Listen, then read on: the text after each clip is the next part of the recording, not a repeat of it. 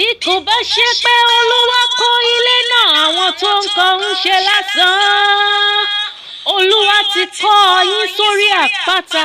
Ìyáàfin Kazeem Opeoluwa Victoria aka ìyá pápá.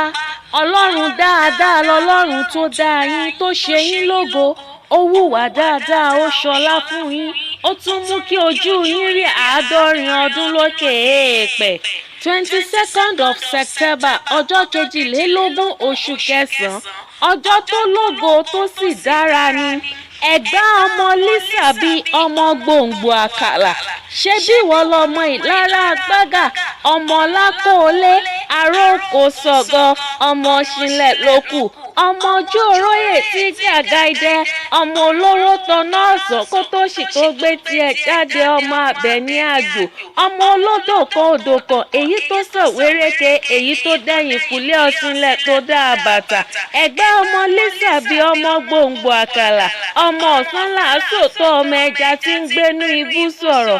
Àwọn ọmọ yín náà ní kí yín tán sì ń ṣàdúrà wípé ẹ ò ní mọ̀ṣì, ẹ ò ní mọ̀yà, ẹ ò ní fojú sunkún ọmọ, ẹ ò ní burinburin báwọn jíjó ìyá lẹ́sẹ̀. Èrè ọmọ lẹ́ ò jẹ́, ẹ ò ní báwọn jogún ọmọ. Nínú ayọ̀, àlàáfíà, ohun ìdẹ̀ra ni yóò máa bá yín gbé títí dọjọ́ alẹ́. Ẹ ó sì ní ẹ̀rí tó pọ̀ lókè èèpẹ̀.